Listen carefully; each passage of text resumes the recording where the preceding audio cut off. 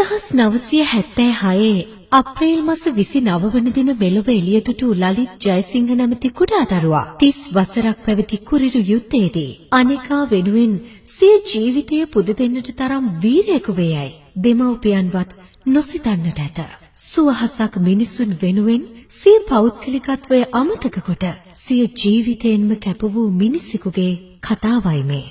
ඔහු ලුටිතන් කර්නල් ලලිත් ජයසිංහ. අපරාජිත වීරයෙකුගේ කතාව. පොඩි කාලේ අවුරුදු 5 වෙනකොට වාගේ පුතවයි අමුදාව ගැන හරිය පුදුම ආසාවක් තිබුණා. ඒකට හේතුව උනේ මේ ජූලි කලබල වෙලාද 83 මේ මෙතන හමුදාවෙන් දැම්ම අරසාවට. ඉතින් ඒ වෙලාවේ පුතා ඒ හමුදාව අයත් එක්ක බොහොම සම්බන්ධ වෙලා ඒ කට්ටියගේ ඕනිපොම් පවා පුතා ඇඳගෙන ෆොටෝ ගත්තා. ඒ කාලේ නම් පුතා හරි ආසාවක් තිබුණා මේ හමුදාවට යන්න. පස්සේ ඉස්කෝලේ ලුම්බිනි විද්‍යාලය ඉගෙන ගත්තේ. ඉස්කෝලේ අධ්‍යාපන කටයුතු අවසන් කරලා ඊට පස්සේ තාත්ති මගෙන් ඇහුවා තාත්ති මම හරි ආසාවක් තියෙනවා හමුදාවට බැඳෙන්න. මම කිව්වා කමන්නේ නැහැ පුතේ. එතකොට යුද්ධේ තියෙන වෙලාවේ කමන්නේ නැහැ පුතේ. පුතාට මම අවසර දුන්නා හමුදාවට බැඳෙන්න විශේෂ බලකායි. ඉතින් පුතා විශේෂ බලකායේ ට්‍රේනින් කරනකොට අපි කීපකමනක් ගියා. තාත්තා කෙනෙක් වශයෙන් මට පුදුම ආසාවක් හිතන පුතා කිද්දක්සුතා.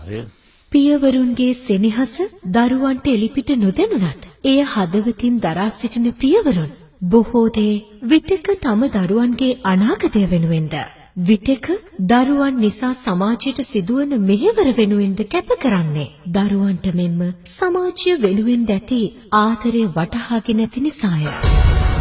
අපරාජිත වීරයෙකුගේ කතාව.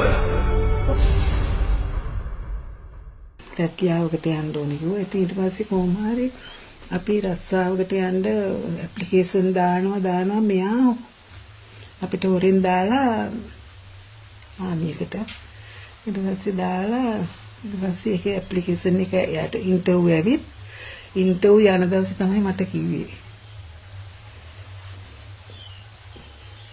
ඉන්ටර්විව් එකට ගිහින් ඉන්ටර්විව් පාස් වෙලා එනකොට මට ඉස්සර වැඩි වෙලා මම හොස්පිටල් එකේ ඊට පස්සේ හොස්පිටල් එකට තමයි මම බලන්න ආවේ ඊට පස්සේ ඉතින් හිත හදාගත්තා මම පස්සේ අම්මේ මට මේකට යන්න එපා කියන්න මහා කියන්න ඊට පස්සේ කමන්නේ එක්කෙනෙක් හරි රට වෙනුවෙන් දෙන්න ඕනේ කියලා ඉවරලා තමන්ගේ දෙතනින් කිරිපෙවූ සිය පුතුණුවන් යුද වැදීමට රන් බිමට යන අයුරු බලා එය මැදිහත් සිතින් දරාගත හැකි මෙවැනි මව්වරුන් සැබවින්ම වීර මාතාවන් නොවේද? අපරාජිත වීරයෙකුගේ කතාව. එය හම්බුනේ 2006 සැප්තැම්බර් මාසේ 9 වෙනිදාවක. එයාගේ මල්ලි මැරිකරේ මගේ යාළුවෙක් එදෙන මැරිකර තිබුණෙත් නැහැ. එතකොට එයා මට කෝල් කරලා කිව්වා මෙහෙම මැරිකරන් ඉන්න කෙනෙක් එක්ක අපේ ගෙදර එනවා කියලා. ඊපස්සේ ආයෙත් දෙකින් කෝල් කරලා කිව්වා එයාගේ අයියක් දෙනවා. කමක් නැද්ද කෙනෙක්ව ප්‍රශ්නයක් නැහැනේ ඉන්න කියලා.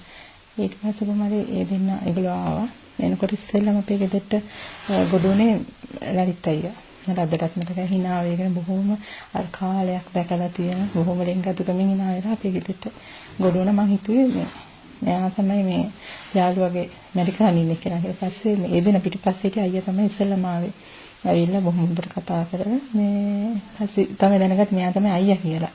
මේ මොකද අපි ගෙදර බොහොම සුහදව කතා කරලා ඉඳලා ගියා. ගිහිල්ලා බසමරාවසේ යාළුවා කෝල් කරලා කිව්වා මෙහෙමයි මේ අයියා අහනවා මෙහෙම මං ගැන මේ යා මෙච්චර කාටවත් කැමතුනේ නැහැ බලන්න ගියා. මේ ඉතින් හරි පුදුමයි ඒගොල්ලන්ටත් කියලා.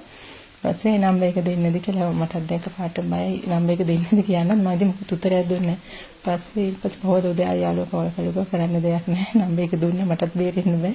මොනවට කෝල් කරයි කියලා. ඊපස්සේ 10ට විතර වගේ කෝල් කළා මට පහොදේ ඉරිදා දවසක ආවේ සඳ මට කෝල් කළා උදේ ඉතින් බොහොම ඔෆිෂියල් කතා කළේ මෙහෙමයි නංගි එහෙම කියලා.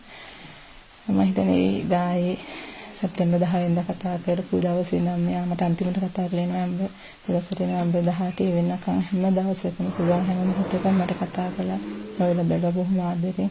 බලාපොරොත්තු රැසක් පොතිපැන ගනිමින් විවාහපත් වූ ඇය අවසානයේදී රටක් මුදවා ගන්නා මානුෂීය මෙහෙයුම වෙනුවෙන් ස්වකීය බලාපොරොත්තු සියල්ල කැපකොට ලලිත් ජයසිංහ විරුවාට අවැසි සියලු නිදහස ලබා දුන්නාය. විරුවනේ ඔබත් ඔබ ගොඩනැගීමට දායක වුණු ඔබ පසුපස සිටින සියලු දෙනාත් කෙදිනකවත් අපට අමතක නොවේ. අපරාජිත වීරයෙකුගේ කතාව